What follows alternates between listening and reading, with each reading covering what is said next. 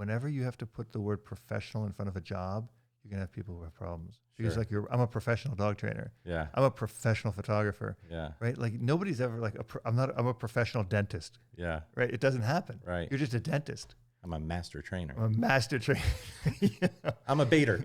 I'm just a baiter. No, you're not a master at it yet. I'm just a baiter. If you keep working at it, you might I'm be. trying. Look at the size of this arm. Look at his shoulders. His shoulders are insane. All right, so this is part 2, day 2 from yesterday. When yesterday I could not get the cameras working. I'm still embarrassed. I was literally laying in bed and Janet said to me, she goes, you must have been so pissed when your cameras didn't work and Larry's here.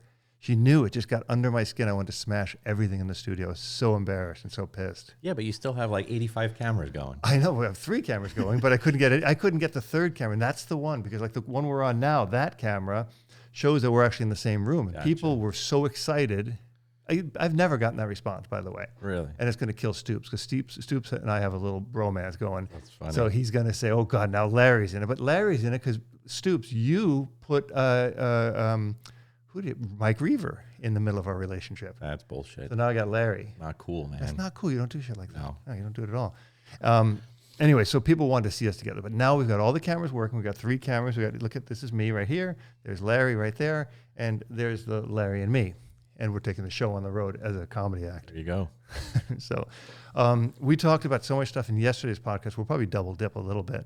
But we just got back from Gold's Gym and the Firehouse. Yes. Right? It's awesome. Like 7,000 calories later. I haven't worked out that long since the last time I was at Gold's Gym years ago. How long ago was that?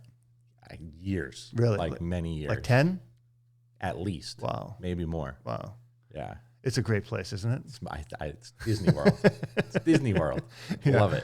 I was worried because I said sometimes I go to Gold's and I'll spend 2 hours just there. And I said, I hope you don't mind. And you're the only person who got there and you were like, there was no getting you out of there. Listen, Charles Glass is a god to me. And I've never been there without Charles not being there. Yeah, he's always there. And so I admire that man. Probably taught me more about lifting weights and fitness than anyone else on the planet. Wow. Yeah, He's love the guy. Very knowledgeable guy. Yeah, so I kind of geek out when I see him. Yeah. You know, and when I went to my first Arnold with Stephanie when she was competing, I saw so many celebrities and fitness people. The only one that I had to go talk to and say hello was Charles. You look great on these cameras. No, you So do. good. That's good glass. So we work. Now you work out, but you've had some injuries, but you're still in. You know, I always tell people if you're going to do dog training, I think part of being a dog trainer is being in shape. Makes a big difference. Right? I mean, mental clarity, physical ability. A lot of times people get these dogs that they physically can't handle. And I got in a lot of trouble for it because I said, a lot of these women get these dogs they can't handle. And I was right to be corrected because there's a lot of men who can't handle the dogs they get, right? Yeah. It was just a stupid statement, but I meant that because a lot of times, look, women I think are stronger than men in so many ways. Like we could never have babies. We could never do a lot of stuff. Janet's much more patient with many, many things than me. But when it comes to physical ability, a guy is still a guy. So I always think you should look at the dog you're getting, whether it's in physical strength or in temperament, that you get something that you can handle. And I think a lot of people overlook that, and they kind of, I had a lady and a husband. They were 75 and 80, and they had this German Shepherd puppy. And I said something, and I felt bad afterwards. And then the lady sent me an email back and said, she goes, I can tell you, my husband and I walk like 10 miles a day, and we jog and we swim, and they're probably better shape than me. Yeah. And so I apologized, and I said, I've got to send you guys T-shirts and hats and all this stuff because I felt so bad. But that's and your wife is in good shape. Your wife is a bodybuilder, is an athlete. Do you see that as being a challenge with a lot of people, like not embracing being in shape? For everyone, dog owners, dog trainers, if you watch me, I go up and down with my fitness, right? I can gain weight real easy. I could drop weight real easy. But I'm a much better dog trainer when I'm in shape, like a much better dog trainer, right? Changes for the dog. If you're doing dog sports, people don't realize in competition healing, I know this because I've suffered with this, right? When I teach my dog competition healing and he's at my side and he's looking straight up at me, then 6 months later, when I'm 30 pounds heavier and the dog is foraging, I can't punish him. He's foraging, and I'm not trying to be funny. No, I know what you're saying. Now he has to look around my belly to look at the same face, the same place. And I'm being dead serious. You're right. So all those little things affect what we do with the animal. But even more important, I know when I have dogs that I have to train and I'm out of shape, the difference is I'm on the recliner and I'm exhausted and I have to go work this dog. And when I'm in shape, I don't do that. I get so much more done, and it's much more productive because you feel good doing it. Yeah. And, you know, it's a really big part of dog training as a dog owner or a dog trainer, and it's overlooked just too much. And you made perfect point, Robert. People, and not just women, all people, you have to be matched with the right dog, physically and energy-wise. Yeah. With people, I mean, I think one of my pet peeves is I see these movies coming. There's a movie coming out with Channing Tatum or something, whatever. I don't know what's going. And it's got a Malinois in it, and you know, there's nobody who loves dogs more than you and me. I don't think so. I mean, it's like an insane obsession. It's not healthy at all. You shouldn't be like us. But every time I see a movie coming out with a dog, Max, and then the John Wick thing, I cringe. I'm just angry already. I'm like, I want to see the movie because I know it's going to be a great story. But the and I don't think studios should not make these movies. I think people should just look and go like, you know, I watched Top Gun and I never flew an F-15, right? I never flew a fighter jet. But people do get this whim on them. Like, I could have that dog. I want that dog. And then, you know, the flavor of the month now is Malinois. Sure. So, I mean, do you feel that way too? I watched Magic Mike and I started stripping. And I was terrible at it. I shouldn't have done it. My wife did not shave my back beforehand. Oh, Jesus. That's Listen, it's happened since the beginning of time, right? With Lassie and Rin Tin Tin. And it's never, people are going to be influenced by what they see on TV. Yeah. Good and bad, unfortunately. But the Malinois thing, you know, 20-something years ago, 26 years ago when I started doing this, I saw my first Malinois on duty with the United States Border Patrol. Right, my first journeyman agent that I rode with had a Malinois named Rudy. Hey, John, if you see this. I didn't mind that dog, but all the Malinois that I saw in the patrol and on the border and with customs and everything, I hated the breed. Why? Because everyone I ever met was a jerk. They were out of control. We've had a couple down there on the border maul their handlers. So that was my impression. I didn't know anything about it. It wasn't until years later where I was around my first one, I was like, dude, it's a pretty cool dog. You know what I mean? And then I got my first one when I used to do a lot of traveling with the dogs, and Bruno, my Rottweilers, were the dogs I would take with me. What I realized was once it got to be April, 70 degrees, they couldn't function. That's why I got Luca as my first Malinois. And I was like, well, okay, these dogs are different, something else. And I wouldn't trade it for the world. But the average dog owner, you know, shouldn't have them. Yeah. Well, they get into that because I think they see... I equate it like you buy a McLaren or a Maserati, and like that idiot on PCH yesterday blew by like 100 miles an hour. Scared the crap out of me too.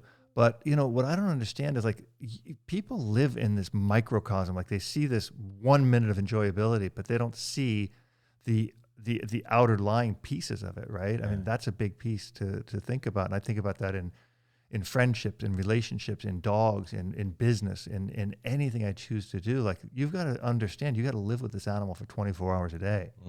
And, you know, like you live with your wife. I mean, like my wife is very easy to live with. I'm not. I'm horrible to live with. But it's, you try to pick some things or people or animals that can kind of be conducive. Your dog should enhance your life, I guess is what I'm trying to say, right? And I don't think people do that. Well, I think the majority of people accommodate the dog instead of the dog accommodating them. And that alone creates a lot of problems. Like myself, I love training puppies, right? And so I get puppy fever. I have it right now because now I'm into the IGP thing, and Dante's a year old. I'm like, I want to start another puppy because you only remember the good. I don't remember at this time, unless I really think about it, getting up every 2 or 3 hours all night long in the middle of winter.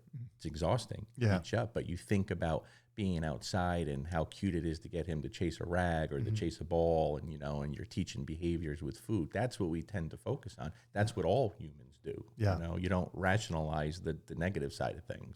Yeah, and I think it's not that it's even negative. It's just a lot of work. And I mean, I love puppies, but I hate.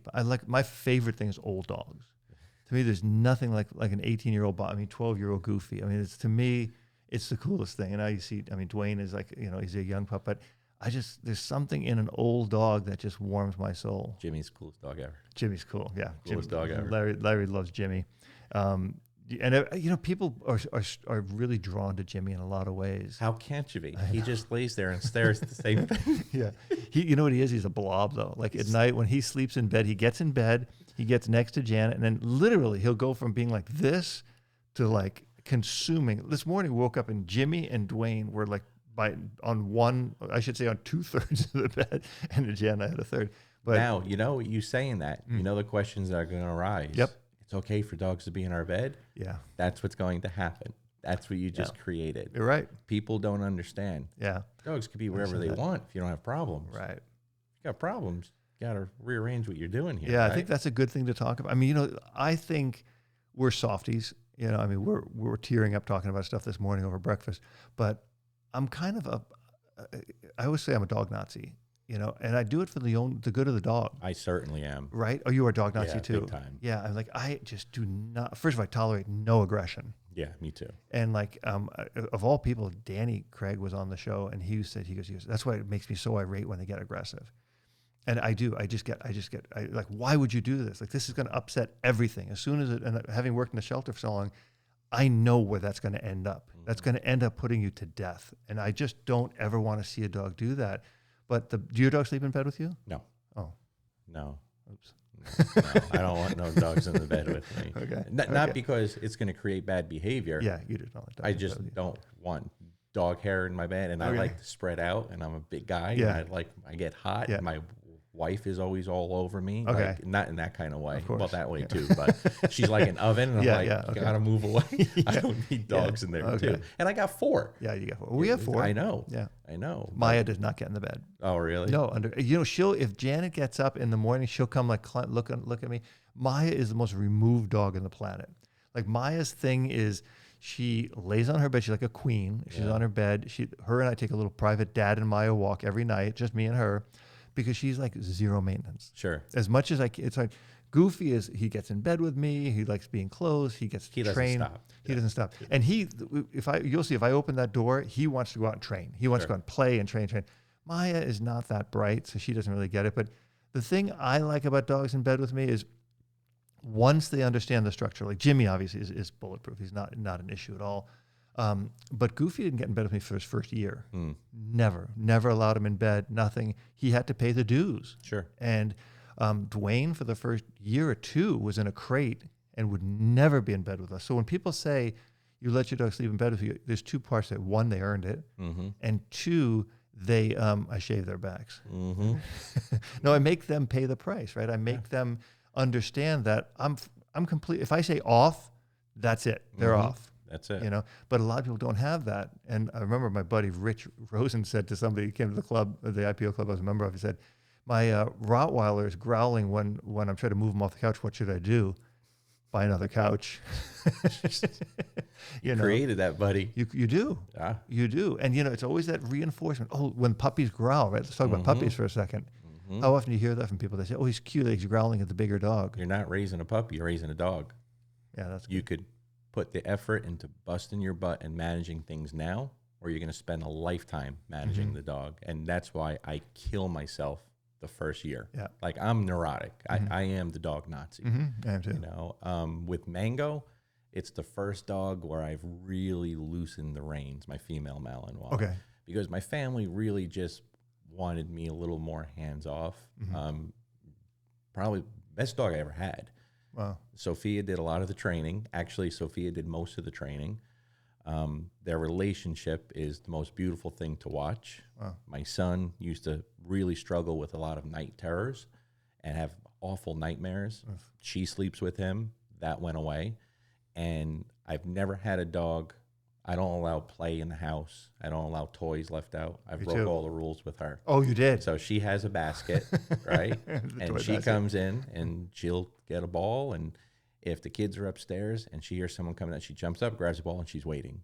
And then she pushes them to play this game where they have to follow her around the big coffee table we have. And then they go opposite direction. Then if the kid stops, it's the coolest thing ever to watch. Right. But she's an amazing dog. Yeah. I could allow all that stuff and it has no effect. Yeah. Right. On Halloween, we could have 300 kids come to the door and she's out there greeting everyone. She could play with a 3-year-old that she's never met. And people want that with a dog that can't do those things. Yeah. And that's a problem. But they also, from you saying it's a Malinois, I mean, I think right away I got a red flag in my head. And I'm thinking, people can say, I can get a Malinois and it can be that kind of dog. And you've got a certain personality. Just being, I think somebody like you or me, just being in the presence of another dog is going to kind of get that kind of like, maybe I shouldn't mess around here. I mean, do you think that's an important thing for people to understand? Bart Ballone was the first person to point that out to me. I had a female Dutchie, and he said to me, you have to watch yourself because you have a very big presence over the dog. And I never really thought of it that way because I'm a really light-handed guy. I'm not ever rough with my dogs. I never have to be, right? And I always took that into consideration because if my dogs are doing something I don't like, if I just look at them like this, they're like, oh, yep. I don't hit my dogs, right? I don't go after my dogs and beat them with a bat. Right. But that respect is there and the body language is there. Yeah. So if they're doing something and I look at them and I take one step forward, they're like, oh, that's all you got to do. Yeah. And if you don't have that, you're going to have a problem. There has to be that respect there. Yeah. It's like with your parents. They don't have to beat you. Yeah.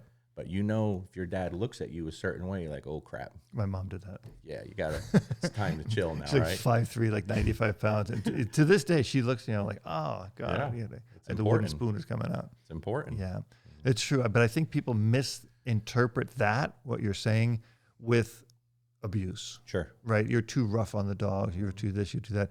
I mean, I think you said something important when we were doing the Facebook Live.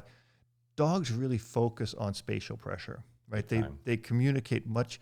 I mean, dogs. I always explain to people, like, dogs don't walk up to another dog when they're trying to get through and go woof woof woof woof woof woof. Right? Yeah. They just kind of stand there and they start moving, and the other dog like either moves or doesn't move.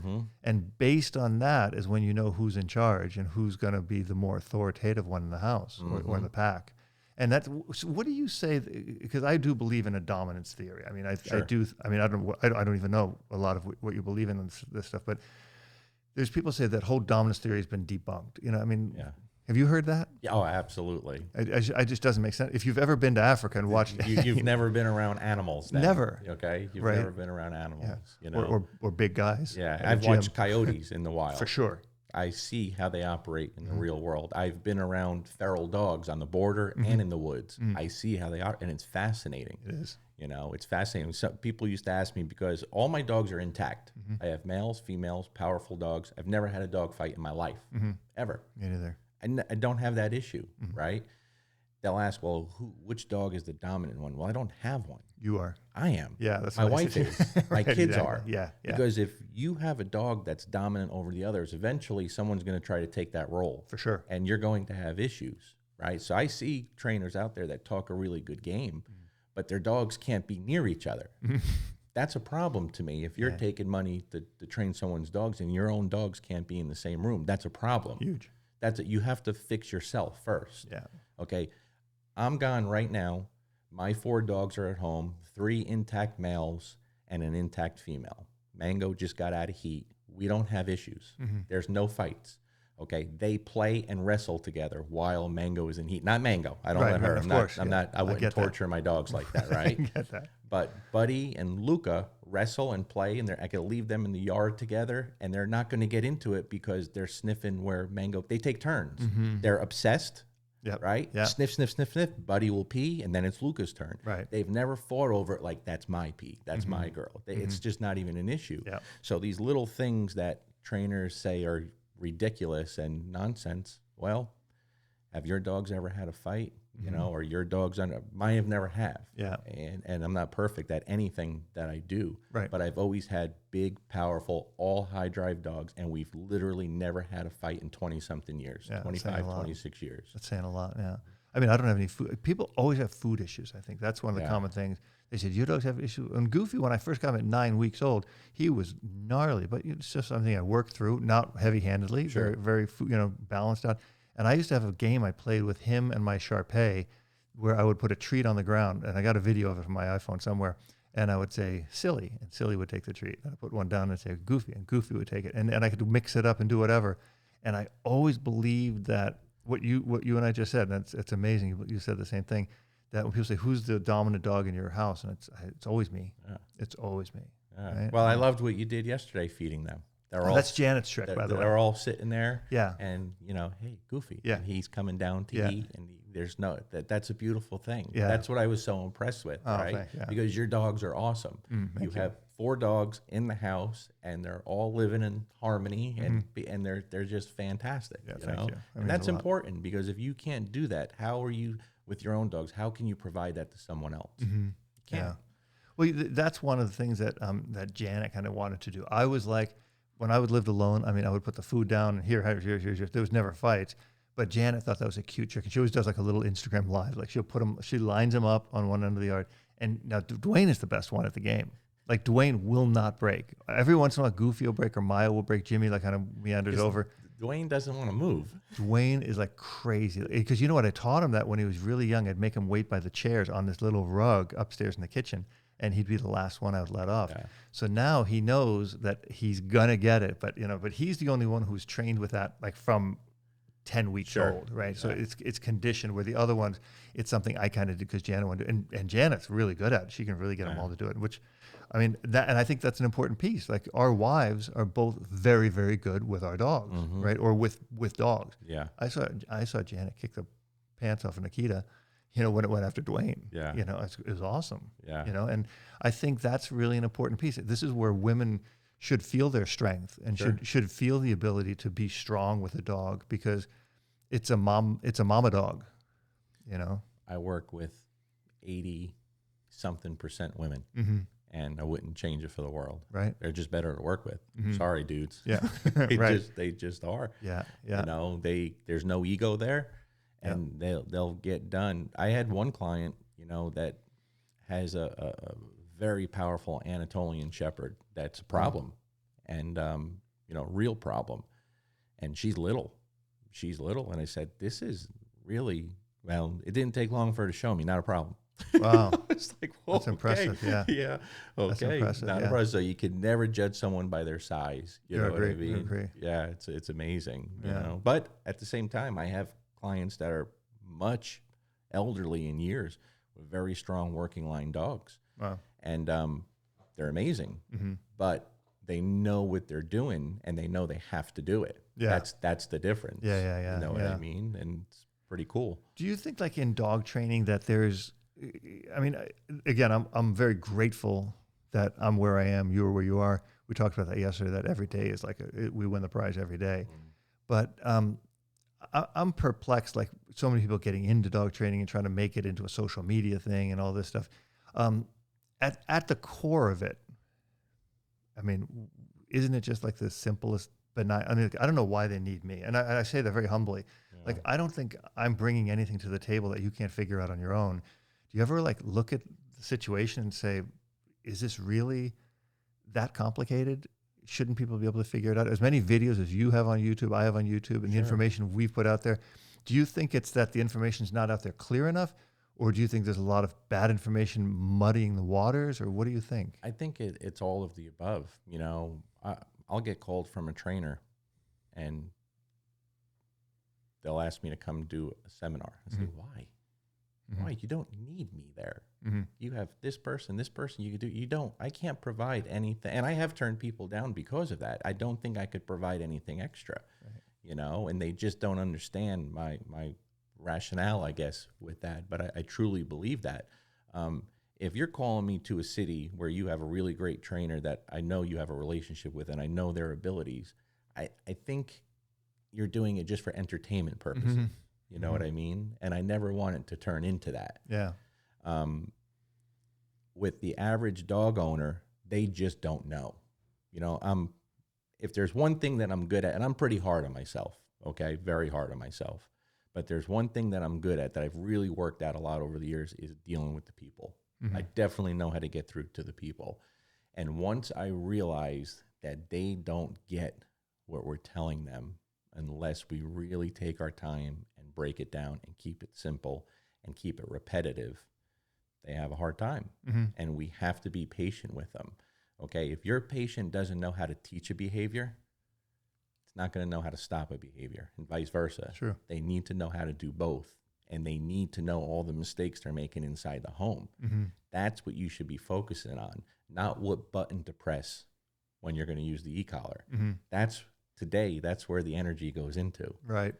Right, and that's a problem. Or the cookie delivery. Yeah, it's Right. a problem. Yeah. It's a problem. Let's focus on how does the animal think? How does the animal thrive? No one's talking about how the animal thrives. And how does the animal see its daily existence? 100%. Right. When you go into someone's home and you point these things out, the response is amazing. And to me, that is the greatest feeling in the world. It's amazing to watch the people's response, like when the dogs are completely different with you there, and you could tell them and show them. And when you could tell someone what the dog's about to do and they do it, they're like, phew, okay, when do I start? Well, you can't. I'm booked. They're like, no, we got to do this. I'm like, no, I'm going to help you, but we just can't. I just want you to see you could do this. You could do this. You could do this on your own. If you just eliminate all your bad habits and replace them with good habits, you're going to make incredible progress. For sure. Incredible progress. But don't you feel, this is one of the big things I had such an issue with, like, whether it's getting in shape, going to the gym, or dog training, or anything. There was an old saying back when I was teaching karate, they talked about, they said, if you really want to learn the art, spend the whole time with the master. In other words, don't watch the master when he's teaching, watch the master when he's sleeping. Sure. And I always thought that's so wise. Not that I want, like, I don't do the whole shadow program thing. People always want to come shadow me. And Janet's like, there's no way, right? We're not doing that. But what I think is so important is people get out there, and this is why I hate, I don't think you do it, but I hate the once a week training. Every Monday I come at 8 o'clock. I don't do it. Right? So I used to do this thing. I'm going to come Monday, Tuesday, and Wednesday, and we're going to spend an hour. But the other part is what people don't understand is you're spending an hour with that dog, or two, right, in your initial session. Now the dog has 23 or 22 hours to do whatever they want to do, and then I'm going to put the leash on. I'm going to yank you. I'm going to give you some treats, and I'm going to take it off, and we're going to play ball. It's the worst hour of the dog's life. Right.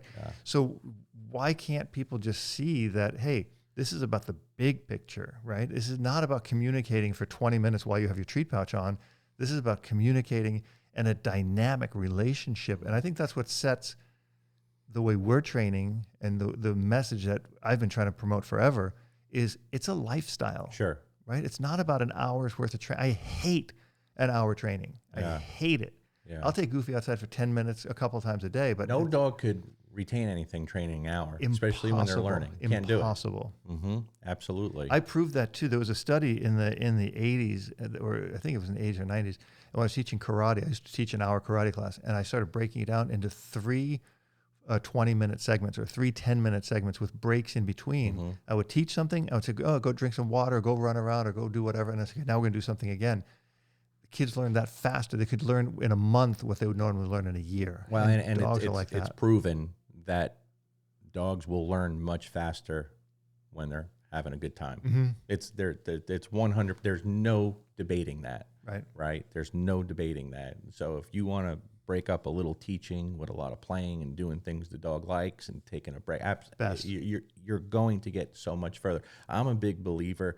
Listen, I train with food. I teach everything with food. I do too. But the one thing I've noticed over the years, I could teach my dog a new behavior, and something I taught Mango the send out, drop into the down at a super young age. That's a pretty hard thing. I've seen some of the best in the world when they go to competition, some of the dogs struggle. It's not easy, right? It's not easy.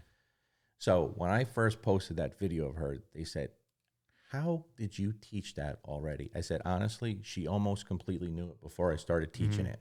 And they said, that makes no sense. I said, I'm going to break it down to you. Dogs learn when we use repetitions with food, right? But in my opinion, when I give a good repetition with that bowl of food for dinner, the learning goes through the roof. And this is what I mean. When I knew I was going to start teaching that, I had this mat in my garage at one end, and my garage is 65 feet long. I had a mat at one end. It's not for dog training. It's just I get it. And there are foods at the other end. So she's there. I'd put her bowl, or her food in her bowl, and I'd walk her down to the mat. And when she got on the mat, I would tell her down, and she'd turn and face me, and I'd mark it and feed her. Right? I did that for a couple of days. Now, after a couple of days, when I put that food in the bowl, before I could say anything, she's heading down there. And when she got there, even though I know she's going to down, I would tell her down. And she would turn, go to a nice down, and I'd feed her. Right? Couple of more days of that. The second I'd go for her food, I'd say, go. And she'd run down there, and I'd say, down, and she'd down. So the first time I took her outside to do it from a distance, I filmed it, and she did it perfectly. Because she learned it on her own. With one repetition twice a day. But she already knew how to learn, and I started preparing her for that exact exercise.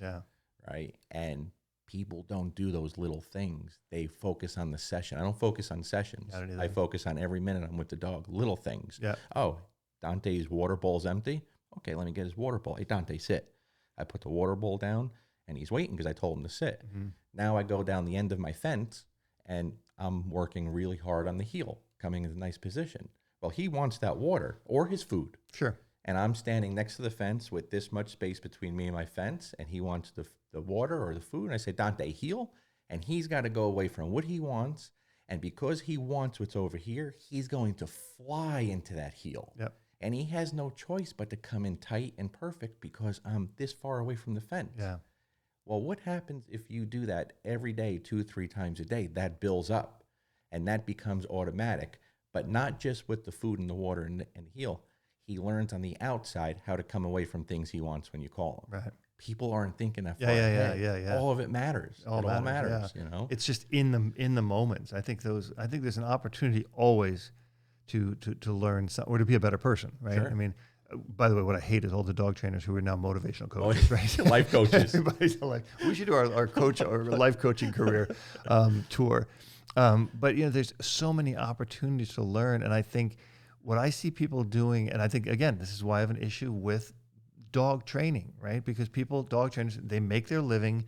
They're going to come out for an hour, and in that hour, they got to fill that whole hour, because if they don't, then you're going to say, well, why did I pay this, $100, $200 or whatever for that time when the guy is not doing? Well, dogs, you can't put that much learning in an hour. I used to break it down into 3 15-minute segments, and I would take 5-10 minutes in between, because I said that's the way the dog's going to learn. And in that 15 minutes, that's broken down into 2 basically 7-minute segments, because the shorter you can keep it, and it's even some stuff I've worked on with Dwayne recently, I would take him out to the park, I would get him out, I would play with him, I would do something, and if he did it right, I'd put him away. Or I'd play tug with him, or I'd play ball with him, and I would stop it. The worst thing you can do, in my opinion, with a dog is get him to do something right and then ask him to repeat it. Because there's a hiccup, right? There's a chance. Because then if he does it wrong, then he's like, well, now it's 50-50. What's your take on that? Well, I also think out of that hour, spend 45 minutes working with the owner. Well, for sure. 15 minutes with the dog. With the dog, right. You're going to get much further, because that 45 minutes that owner's going to learn something is what they're going to be able to translate to the dog later on. You know, and I do the same thing. I do a lot of short sessions and then right into play. That's what I do. Okay, you want to chuck it? And these are things I do every day with Dante as I'm training. Okay, you want to chuck it? I'm working hard on the healing, right? I might have 5 pieces of Royal Canin, big kibble in my pocket. We're going to do some healing, okay? Now I'm going to go get the chuck it. But before you go crazy and run over there to go where we're going to play, as you're running away, I'm going to ask you for a down, because now we're practicing the down in motion with the ultimate distraction, right? The ball. And he's going to drop to a down. Then I grab the chuck it from up where I keep it on the meter box on the side of my house, and I walk to the sidewalk, and he's maybe 100 feet away from me, and I stand there. And I see the butt rising a little bit. You can't do that. You got to be in a down, and I'm going to wait. And I may move my arm because he's going to do this. And I may do all these little movements. He has to know, no, you can't move until I give you the sign. Then I'm not going to just call him to me. I need to work on the barking, right? I need to work on the bark and hold. So now from there, it's going to be revere. And he's coming in full speed, and he has to give me good barking, and then I'm going to throw it. But from there, I'm done training. Now we're just playing. Now the game is on, and we're just playing. I'm throwing the ball, he's returning it. And I could do that for 30 minutes, and he's going to run as hard as he can for 30 minutes. but he scares the bejesus out of me because he's reckless. So fast. He's reckless. Oh, he's reckless. Yeah, yeah. Super reckless. Like he's not slowing down to pick up the ball. He's sliding on his belly for 10, 12 feet, ripping everything up, running through the woods, banging into trees. It scares me. You know? I have one like that. Scares me. How do you equate things like, I mean, I don't care if dogs are trained. I don't care about any of that stuff. What I really try to focus on is this relationship, right, between the dog. Because even well-trained dogs that aren't cared for get neglected. Like, what do you think, kind of taking this full circle around the quality of life of the dog, is the biggest takeaway for people for training? Like, how does this just increase the quality of their life? Why can't you let your dog off a leash? Why does he run away? Why isn't he or she more interested on being with you? If you can't do that, you have a problem. And I think in a lot of ways that starts as puppies. And I talk about this a lot with my dogs. So people get a puppy and they take the dog in their front yard or inside of their house, like I do, right? And the dog's on a leash from a puppy. And it's always on a leash. My puppies never see a leash because I never want freedom to be a novelty. So I do the opposite. Everything starts off leash, right? When you're everything to that puppy, they're going to follow you around. You're going to feed it. You're going to play. You're everything, right? Because when people start off like that, then that dog is 4 months old, 5 months old, 6 months old. Someone leaves the door open. Now all of a sudden the dog has freedom and it's gone because it's running. Dogs have to be able to run free. They have to be. They have to be able to run. You have a German short hair pointer and the dog's never run as fast as it could. You have a dog that's not fulfilled. Right. You have a dog that's not living its best life. And when you take an average dog owner and you take a breed like that and you take them to a big open public park and you tell them take the leash off and they're like, here, like take the leash off. This is what we worked. You're going to be okay. I promise. I'm never going to put anyone's dog in jeopardy. And they watch that dog run. The look on their face is priceless. Sure.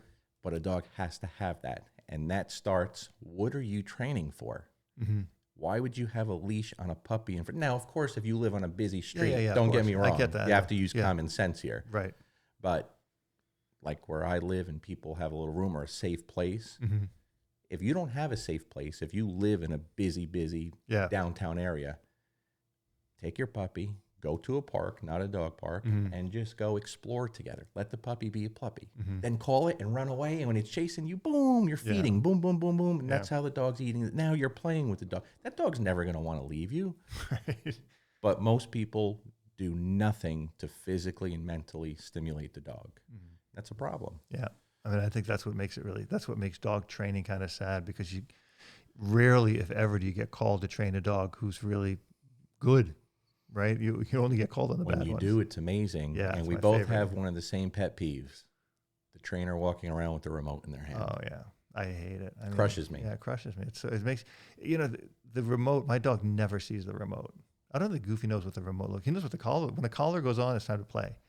Now he doesn't. I mean, he's never. When we were doing training, like competition stuff, I was using the e-collar, but he never saw me doing. It's kind of like you always see people doing this with. They're a TV. They're changing the channel on the dog. So I tell them, hey, he's not a TV. You can't change his channel. Or they pick it up and they threaten the dog. Oh, that's the worst one. You got a problem if you're at that point. Yeah. You know what I mean? It's the worst. It's just really. It's sad. not dog training. No, and I mean, I don't think the e-collar really is a tool that it can be a correction. And, you said something before too. You were talking about punishment. I talked about this for years, and every workshop I've ever done, I've always talked about, I hate the word punishment. Like I said, in Bound Angels, you say, we never punish dogs. We correct dogs, but we don't punish them. And then somebody got on me and they said, well, positive punishment, negative punishment. Punishment is a term. And it's like they get into the book stuff, which I'm not good at. I don't know any. As soon as somebody says the quadrants and negative reinforcement, positive consequence, and all this stuff, it just goes whoosh, right over my head. I mean, we talk about being in school. I was never that smart. So it kind of gets beyond me. I look at it from a common sense point. It's really and I always say this, every animal in the world strives for, like we do. When we're happy, we're working out, we're eating, we're talking, we're having a good time. We want to avoid negative things. Like we don't want to get hit by a car. We don't want to, hurt each other's feelings. We don't want to offend this person or whatever. But that's like the simplistic nature of dog training. Like, and I think that's what's missing is like, it's just raw. It's just simple. You want to give a dog a nice life. It's part of life. Yeah.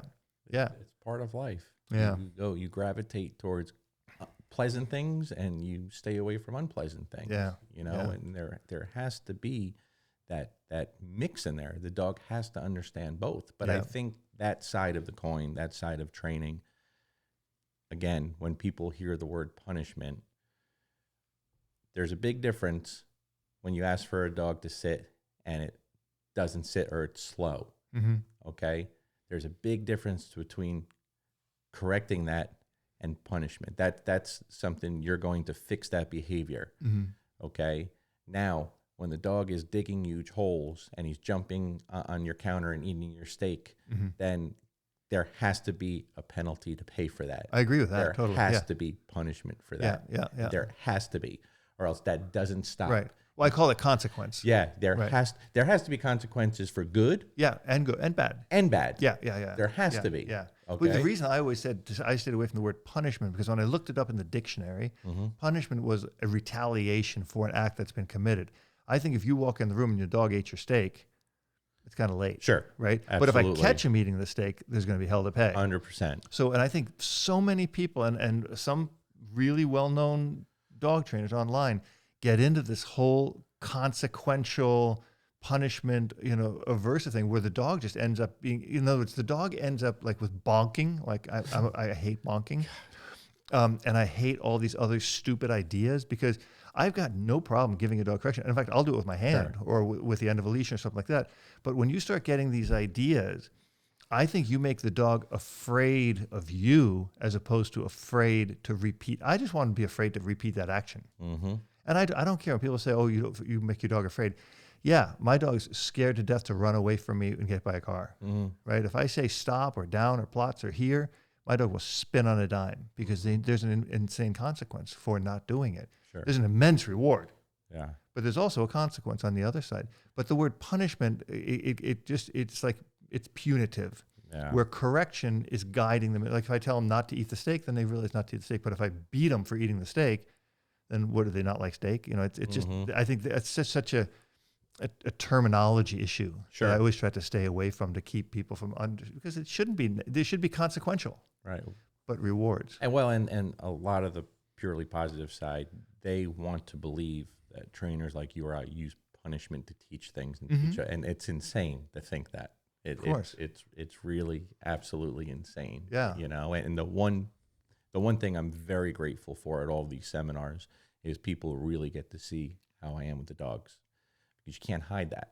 Yeah, right? For sure. And if you came to, whether it's a seminar with just me or with the three of us, with me, Joel, and Jay, you might go through the whole weekend without seeing any punishment used. Mm-hmm. Because if that's what's needed, then that's what's needed. But it's not always what's needed. It's not always the best choice. Right. You know what I mean? Yeah. And so with the Corso, with the Cane Corso Ranger, that so many people watch those videos because I said I'm going to film everything, right? And we talked about why I wanted to film everything, right? I never punished that dog. I had that dog for over a month. Never punished that dog, ever. I didn't punish that dog until the owner came and spent the weekend with me for the go home. For the first time, I punished the dog. And I talked about how and why. Mm-hmm. And when I did, we were at a Starbucks. Wasn't harsh, didn't have to be. When I did, when she did it, the dog had no reaction. Because at that time, she was still too nervous. But I put her in that situation on purpose. Right. Okay. To make a long story short, we're on a patio at Starbucks, and this is first time. So she was never able to do this with this dog, and she's a wonderful owner. That's why I took her on, right? And I love that dog. Mm-hmm. I put her right by the door where people are going to come out. I set her up to fail because I had to let her know that she could do this. Had to prove it. And so when someone came out and startled him, he jumped up and barked, and she tried to deal with it, but she got startled, right? I said, okay. So sit back down, and I took the dog, and I gave him another opportunity. And as soon as he did that, I used punishment in that spot. Didn't have to be harsh, but he had to know you can't do that. Right. That dog fell apart. And he was so disappointed. And he came over and he climbed up on me. I said, no, go, go. And I sent him away from me, and he was just like devastated. But that's because that dog cared about me now. If I do that on day one, he rips me apart. Sure. That's the difference. Sure. But now, wow, this guy's upset with me. He's never been upset with me. That's what this dog thinks, right? Yeah. I can't do that anymore. And from there, we went to different places and did things that she never dreamed that dog would be able to do. Right. It's important that people aren't scared to make mistakes. Yeah. But it's important that the dogs aren't scared to make mistakes either. For sure. Right? For so sure. not long after that, that dog knew we're cool. We're not mad anymore. Let's go have a good time now. Right. You know? What do you? So I want to delve into a couple of different things with you. One is all these other trainers online. And again, I'm not going to mention names or anything like that, but there's two sides. There's one side of people who are just obnoxious taking people's money. Sure. Right? They're just out there to hustle likes and clicks and followers and subscriptions and all this stuff. And then there's the other side who's just always condemning everything that's going on, the keyboard quarterbacks, right? Yeah. I mean, how do you handle it? You know, because I mean, I kind of let it roll off my back now. I've just had it so long. But how do you handle it when you?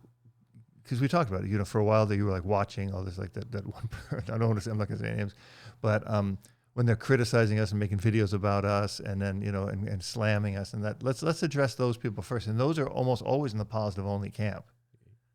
Actually, I've always had more issues with balance trainers. Oh, really? Yeah, I've never had issues up until recently, a little bit of issues with purely positive trainers. I don't give them reason to. Okay. So it's very hard for the purely positive community to come after me. Very, even very with hard. the e-collar thing? Oh, yeah.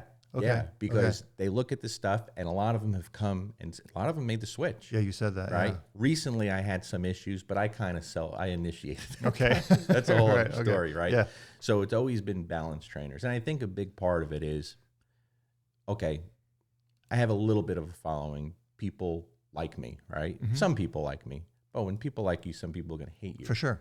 So if you have someone that believes that they're awesome at what they do and no one pays attention to them, and they see someone that gets a lot of attention, they're going to really have an issue with that.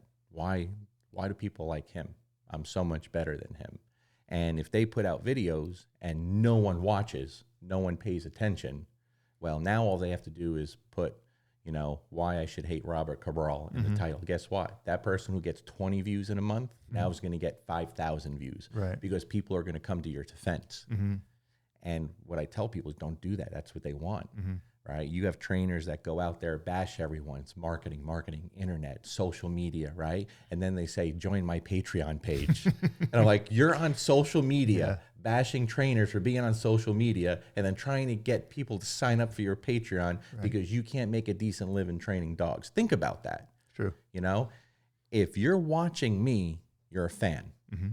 Okay? If your life is so unfulfilled, and I truly believe this, I'm not even kidding. No, I agree. You live a great life. We have a lot. I live a great life. Yeah, I do. Okay, like we really have incredible lives, incredible families, right? When you take someone that doesn't have that, they're alone, they're struggling in their personal life, or they're struggling in their business life. Many people struggle in both. Sure, it's very hard, yeah. Creates a lot of animosity for people who are living the opposite, and they think, why? Why do they have that? This guy sucks. I should have that. So they come after you.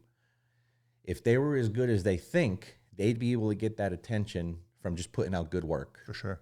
But they can't. They can't. Yeah. They don't do it. Or pay this much and I'll show you the work. You got to show something. Yeah. You got to give people something. Yep. You know what I mean? Because a lot of people will charge a lot of money for things, thinking it's the greatest thing in the world. And it may be okay, but not as good as you think. Yeah. But there's a lot of egos in this industry. There's a lot. I agree. It's funny. Somebody said to me years ago, they said, I was working as a photographer, and they said, whenever you have to put the word professional in front of a job, you're going to have people who have problems. Because I'm a professional dog trainer. Yeah. I'm a professional photographer. Yeah. Right? Like nobody's ever like, I'm a professional dentist. Yeah. Right? It doesn't happen. Right. You're just a dentist. I'm a master trainer. I'm a master trainer. Yeah. I'm a baiter. I'm just a baiter. No, you're not. You're not a master at it yet. You got to keep. If you keep working at it, you might. Trying. Look at the size of this arm. Look at your shoulders. My shoulders are insane. Well, if it all went away for me tomorrow, I really would have no regrets. No, I said that, like, if tomorrow, and I've reinvented myself so many different times, from martial arts to photography to dog training. I've always followed passion. Sure. And when it's not fun anymore, then I kind of stop doing it. Like, I just think life is so short. I mean, we're close in age, and I just think, man, I got more years behind me than in front of me. I just want every day. I want two things. I want to be happy. That's the most important thing. And then I want to bring some happiness to somebody else's life. Sure. And I say that not for nothing, but I think if I'm not happy, then I can't make somebody else happy. And I struggle with depression. I talked about that. Like, I get really down, really overwhelmingly sad about nothing. Like, I'll just wake up and be like, I say to Janet, she goes, "What's going on?" I said, "I just feel so depressed today, so sad." And then sometimes they'll snap at us, sometimes they won't. And I think the greatest thing is those dogs that really just pull us out of this stuff. But if it all went away for you tomorrow, like, let's say YouTube, you're done with YouTube and you don't do your seminars anymore. Because, I mean, you obviously draw a lot of your seminar stuff through your YouTube following. Sure. I get my subscribers from my YouTube channel. I make no issue about it. I make my living online. My memberships and my my followers on YouTube pay me. That's how I make my money, and I'm very grateful for it.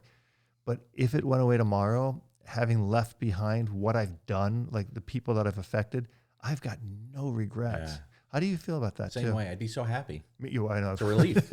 Yeah. It's a relief. It's like a chapter's closed, right? Yeah, because keeping up with that stuff, it's a lot. Yeah. It's a lot. And that's why I don't do nearly as much as I used to, right? I'm really happy when I don't have dogs at my house to train. Yeah. When I don't have to get on and do Facebook Live. I have enough time to where I can go outside and play with each one of my dogs by themselves, right? Oh, okay. It's 2:45. Renzo gets off the bus at about 4 o'clock. I'm going to go out with Dante. We're going to do some training. And we're going to play.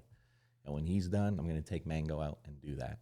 And I'm going to time it so that by the time Renzo gets off the bus, all the dogs are so happy. And then my boy gets off the bus. The other day, Mango almost went on the school bus. That would have been awful.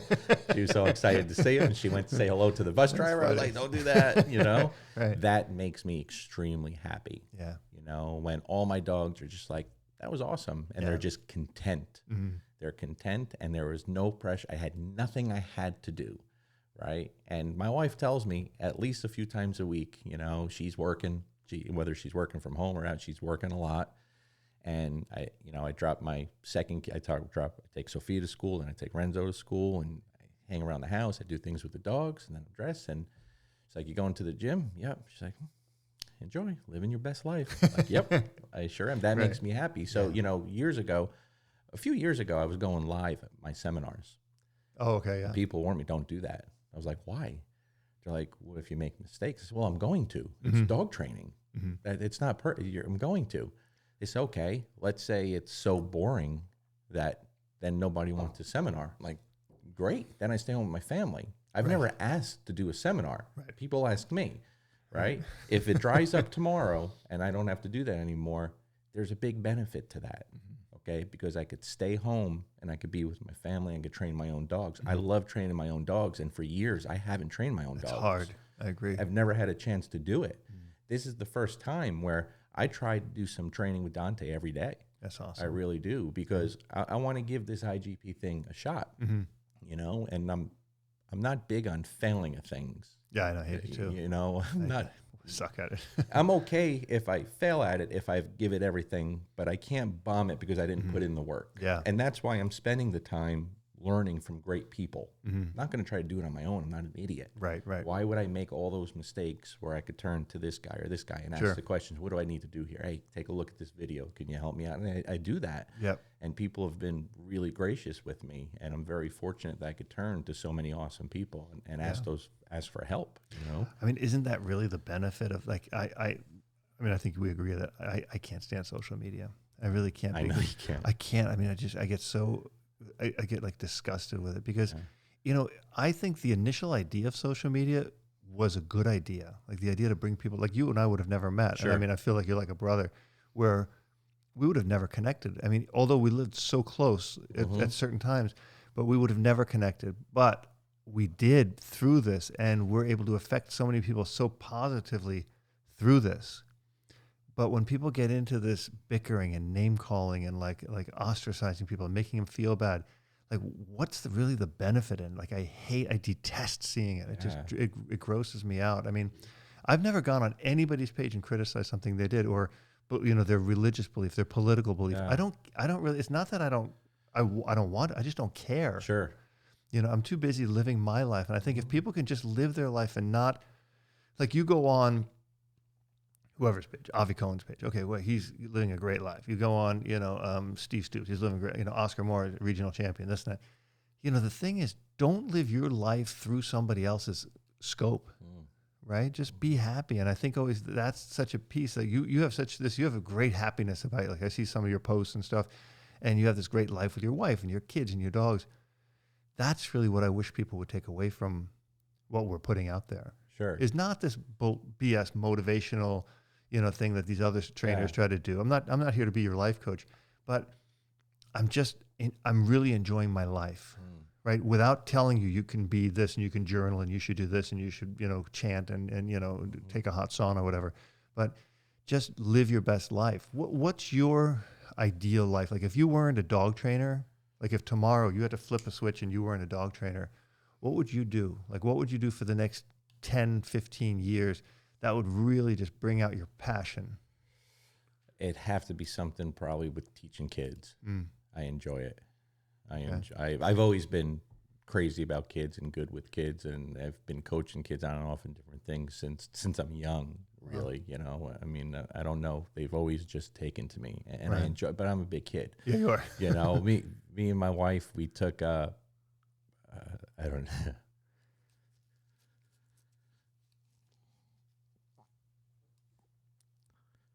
With my boy, it was a hard year, Yeah.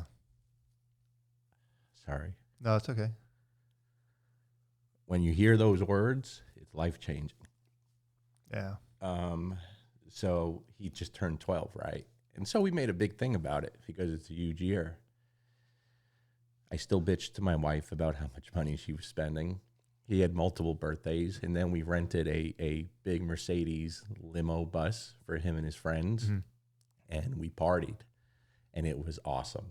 Like being with a bunch of 12-year-olds, it was hysterical. Like the conversations and the things that you hear. We had such a good time, but when it really got good, at the end of the night, Mama was real tired. I said, "Go home. I'll take the kids out for ice cream the end of the night, and I'll take them all home." I had the time of my life in the car with those kids listening to their arguments and conversations. Scariest thing in the world. Wow. And I'm like the inappropriate dad that says things and lets them get away with things they shouldn't, so they're comfortable around me. Yeah. I had such a good time. I laughed all night telling my wife about it, But getting to see your kids happy and thrive is the greatest thing in the world. I agree. It's the greatest thing in the world. So as long as they're healthy, I don't really give a damn about anything else. Yeah. Keep my wife healthy, keep my kids happy and healthy, and that's all I could really ask for. But on the same note, you touched on it earlier, Robert, that a lot of people don't talk about. When I talk about doubting myself on a daily basis, people are blown away, and they're very grateful because I think so many people do it and they don't talk about it. And I think so many people struggle with depression at times. I have, not that long ago. When you see me at 268 pounds, I'm struggling. I'm not struggling because I'm 268 pounds. I'm 268 pounds because I'm struggling, and I'm just having a hard time. Say that again. That's important. Yeah, I'm not struggling because I'm 268 pounds. I'm 268 pounds because I'm struggling.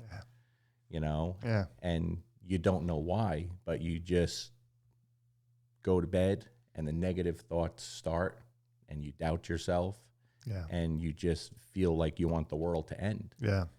And when you look deep at it, you're like, I have no reason to bitch, but yet I feel awful. Why?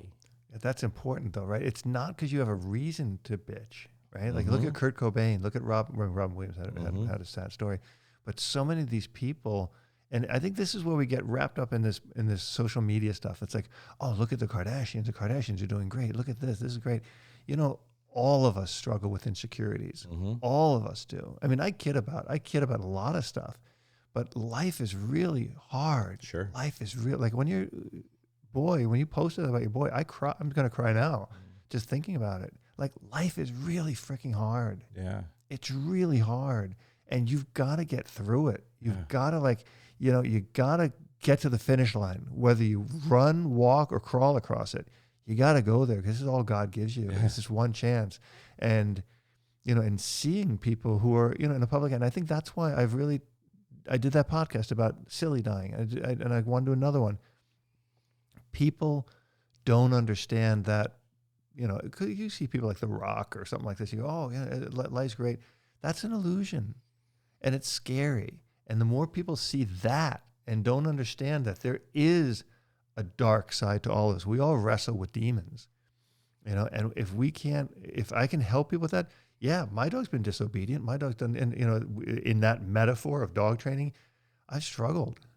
I've struggled with dogs, I mean, I've always gotten through it because I've got a gift for it, and I'm relatively patient and insightful, but you just got to push through it. You've got to be persistent. And when I get depressed and sad and overwhelmed with stuff, then I just say, okay, you know what?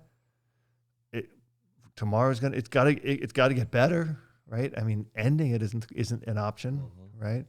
But I mean, that struggle for you with your son. I mean, how did you make it through that? I mean, how did you even? Oh, brutal. It was hard, like beyond. I can't imagine. Yeah, beyond. Like, we sent a text to our family, just don't want to talk. We'll get when we can, and everything goes through your head, and it's the worst thing in the world. That's and I don't know. We're very fortunate on how it's turning out so far, but it's something that we'll always have to worry about. He just had his first clean checkup, and we have to do that every 3 months. So every 3 months, you hold your breath, and you're thinking, how does this even happen? Yeah. You know what I mean? But then you think about it, and we both had such a hard time, me and my wife, we still do. Then like, wow, what about his sister? They're incredibly tight, like super, when you take a 16-year-old girl and a 12-year-old boy, they usually want to kill each other. Right. These two are crazy about each other. That's awesome. They like hug each other and say goodnight and kiss each other goodnight, and are crazy about each other. You don't go after either one of them without the other one jumping on your case. Yeah. And me and my wife, I think we were a little probably unfair to my daughter because we didn't think much about how she's suffering. And it you don't think that way. Yeah. And it had to be really hard on her, and she doesn't show her emotions. And so I could only imagine. Yeah. I could only imagine. So you definitely have to enjoy those things daily. Yeah. Every day. And when you start feeling bad, for me, I have to get up and move. I got to do something. Yeah. You can't lay around because it just gets worse. It does. Static is the worst. I'll eat myself to death. Oh, okay, I'll starve myself to death. Yeah, no, I'll eat myself to death. I'll just eat and eat and eat and blow up and gain weight and feel worse. And it's a vicious cycle. Yeah. Because now you're looking like, holy shit, how did I let myself get like this? Yeah. You see yourself in a video or a picture and you're like, I don't look like that when I see myself in the mirror. How did I do this? Yeah. And now you have such a long road just to get back to where you were. And it wasn't long ago. I was miserable. I was an asshole to be around. I don't know why. But it's the worst things at night when you go to bed. That's where it hits me.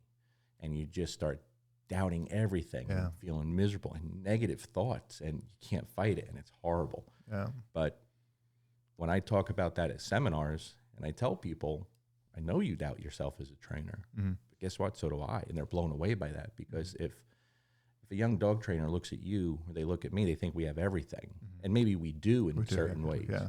But that doesn't mean that we still don't have so much to learn. We're not working on ourselves still. You have to. But there's always something to work on, right? Always. In other words, let's say, we know more about dog training than most other dog trainers. And I think we do. I mean, I'm not saying that to be full of myself, but I've put pieces together and done things, and you have.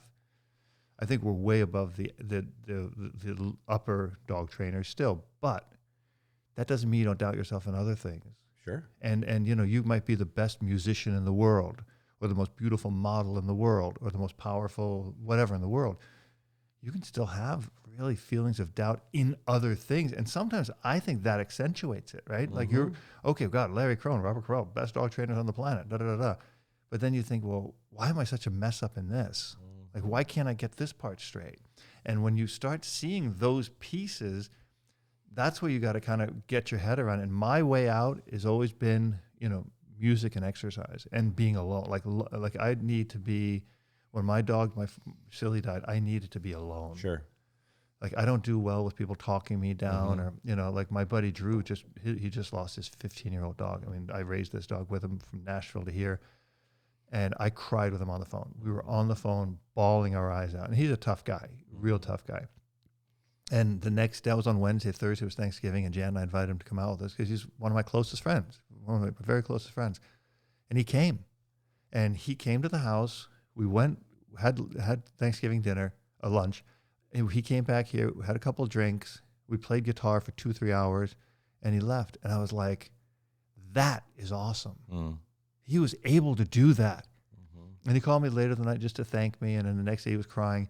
But I can't, I shut myself in. I just go, I can't do it. I got to just be alone. And I become, like what you're saying, that person you don't want to be. Sure. I won't eat, I'll start taking, try to drink NyQuil so I can go to sleep because you can't sleep through things. And you get into all these crazy spirals. And it's so hard. But, if I can get out, get to a gym, put on my headphones, crank some really good music, and just push through. And it's that minute by minute thing. It's like, right now I'm going to work my chest. Right now I'm going to drink an energy drink. And you can just take it that minute by minute. That's kind of what gets you through it, because we all face this sadness with your son, with our dogs, with our families, with people who we lose. That's all there. And that's the part of life. You work with celebrities. Unfortunately. I work with celebrities. They're not happier than me. No. They have the same problems. As a matter of fact, I've never met one that's happier than me. Never. Me neither. Silly rich. Yeah. Extremely successful. Yeah. I'm happier than every high-powered person I've ever met. I agree. Because everyone has problems. And the more complicated your life gets, and sometimes that comes with success, being at the top of any game. Yeah. Coming with that much adds problems. When you take away that simplicity, that clutter in your life, it really adds a lot of stress. You know, a lot of stress. When I look back, and me and my wife were living in a one-bedroom apartment, and we had no money, and we were stressed. Some of the best times we ever had. Our first Christmas away from home in Arizona with the Border Patrol, she was really having a hard time. She's very close with her family. Well, a lot of people went through that. So we invited, I think, probably 20-something people over for Christmas. At Christmas dinner, we did all the cooking. First turkey I ever made. One-bedroom apartment, right? The next morning, when I woke up, there were people passed out and sleeping all over our one-bedroom apartment. We had the best time of our life. That's awesome. Best time of our life. We had no money. And we had nothing. We had a furnished apartment, one bedroom, 2 toilet bowls side by side. You could poop together and talk to each other. We didn't do that. But you could. But it was such good times, all right? So it has nothing to do. You mentioned this saying yesterday, and I finished it for you because I knew what it was. There's no truer statement. You spend your money on experiences, not material things. And it's one of the, my wife is the one that and it's 100% factual. Yeah. And if you do that, there's nothing that money can buy you material-wise that's going to change your life. It might for that minute, but then you always resent it afterwards, don't you? Yeah. I agree with that. Yeah, it wears off. It wears off very quick. Like, how happy were we just going out to eat yesterday, right? Yeah. Just sitting on PCH, just doing that. And I think those are the things, like, I remember going in Rwanda to the villages and just seeing these people. It's abject poverty. They're living literally in mud huts. And I didn't see one person that wasn't smiling. Yeah, exactly. Right? And then you go to Beverly Hills and you see all these miserable people. Yeah. I mean, there's a wealth of things out there that I think you can kind of take away from it. And I think it's in that simplicity. Those are besides obviously my wedding day, my happiest times were just being in a car in Africa in the middle of the savannah and just looking at God's creation and going, sure. God, I mean, it's this, like, remember Carl Sagan said, this tiny blue speck. It's awesome. This tiny blue speck. But on that tiny blue speck, there's all these amazing experiences that we're given. We just have to take them.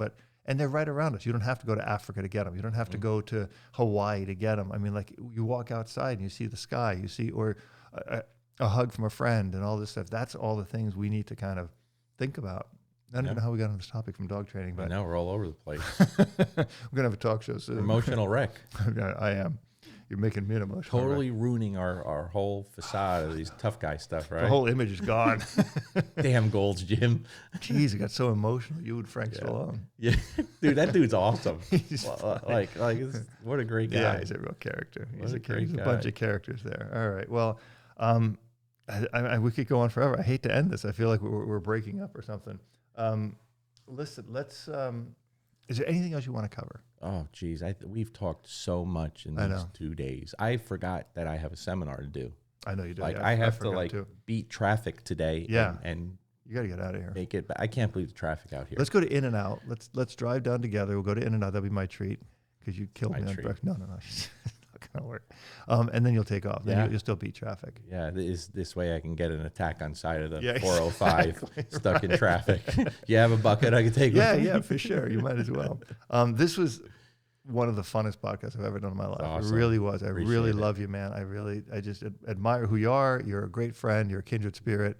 I hope you'll come back. I mean, I hope you just start doing more seminars in LA. Yeah, no, ditto. I'm so grateful for you and Janet. The hospitality has been amazing. Like, I had such a great 2 days. Like, I keep calling my wife and like, this, I wish you were here. You'd have such a good time. I tell you. Well, bring her next time. Yeah, this was awesome. Thanks so much for treating me the way you did. Like, I really had a good time, and I honestly did forget I'm here to work. That's awesome. Like, I'm glad. I got a long 3 days ahead of me there. You know. Yeah. Well, Janet was happy for me. She said you got a bromance going on there. You guys are having a great time. It was a really fun time. So, well, cool.